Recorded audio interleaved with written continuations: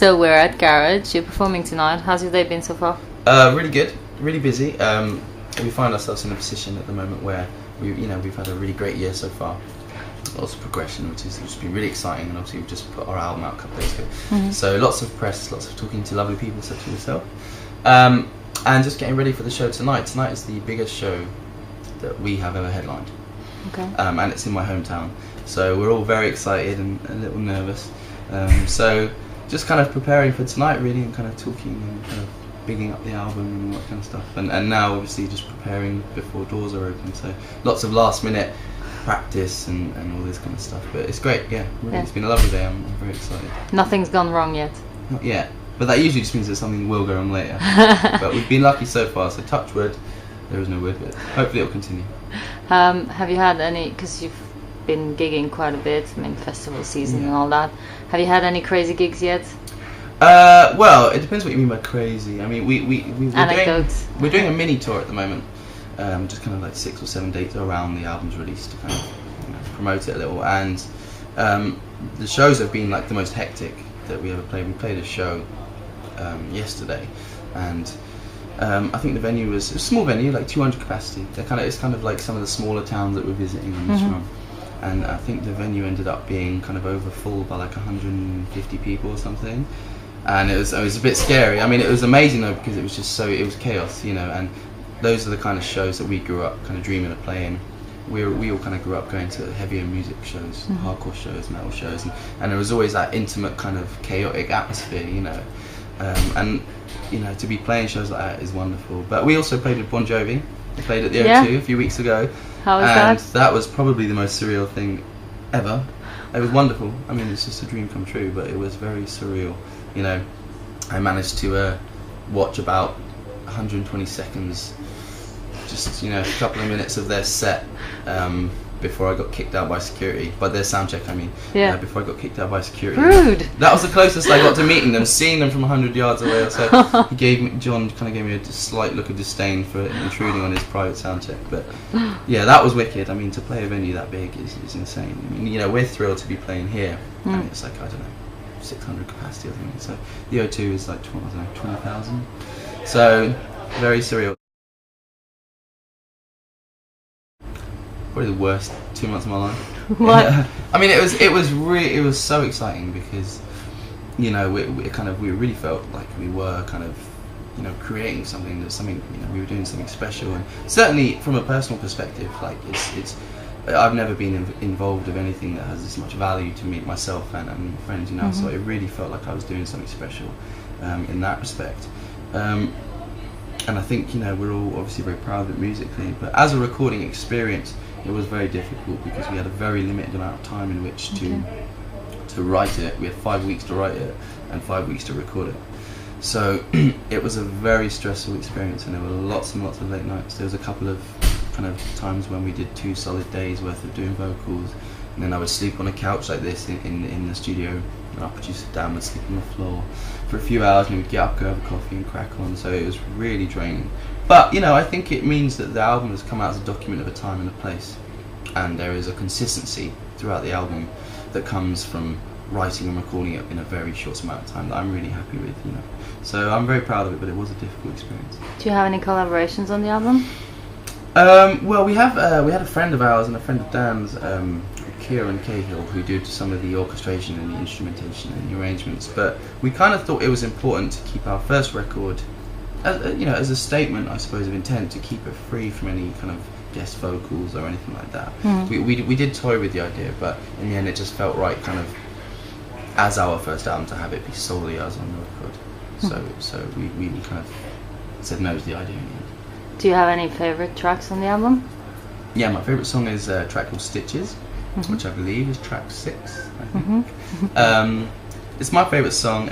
Some songs took, we had some ideas for songs before we started the writing process, skeletons, kind of skeletal ideas, or choruses, or melodies. But the majority of it was written in that time, and we wrote Stitches in perhaps a day. Fraser had kind of a chord progression that I really liked. It was odd, but I liked it.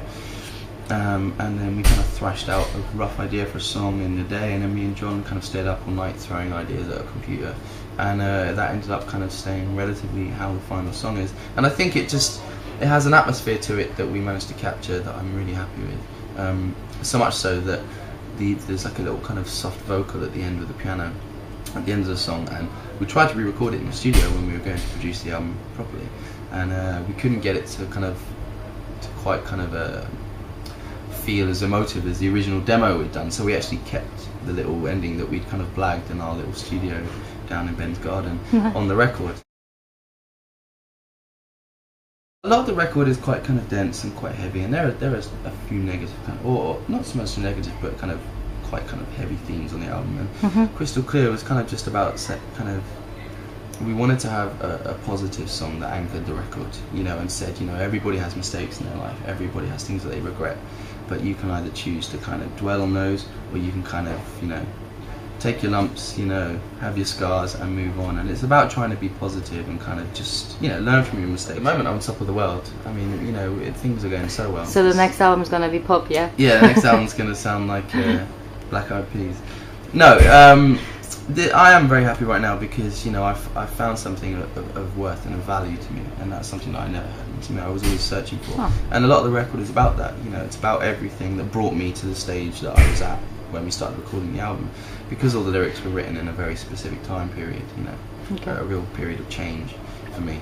And so my inspiration just comes from all the experiences that I've had, you know, and all the things that have happened to me and things I've been involved with to bring me up to kind of the person I am today, be it growing up without a father, or, you know, kind of addressing insecurities or issues that I have, and kind of I try to use the album as a cathartic process, you know, to purge and to address things with myself, in order to try and turn negatives into positives. And that's kind of the idea of the whole record, really. I mean, this band is such a positive for me. I thought, you know, it would be really great to kind of channel things in my life that I wasn't happy with, and you know, write songs about them. I really wanted to make a conscious effort to keep the album as honest and personal as possible.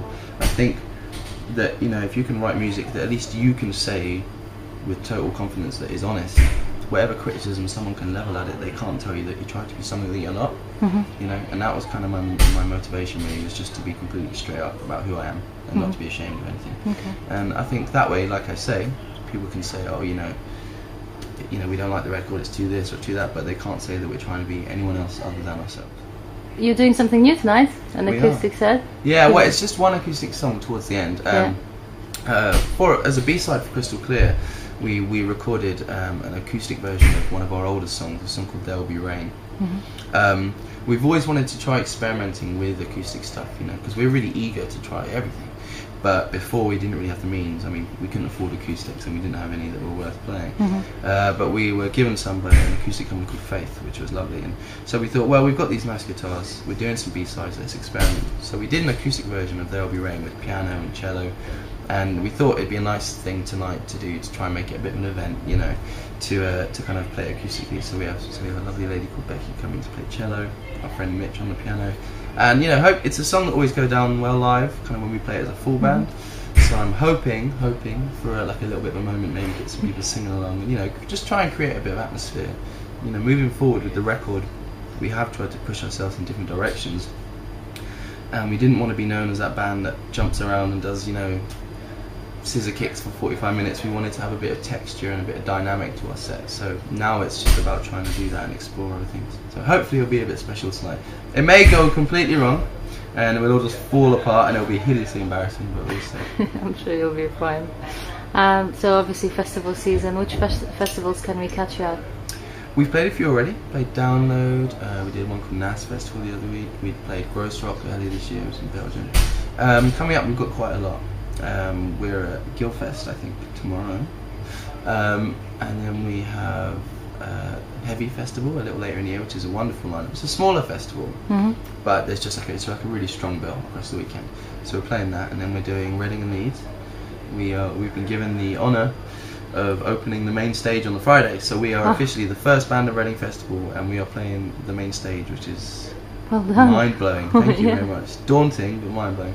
And then we're off to Leeds to repeat the same experience again. We're opening the main stage on the Sunday there. We're also playing Puckle Pop, and a couple of others the rest of the year. So some of them slip my mind right now, but the best thing to do is kind of check out like Facebook and MySpace.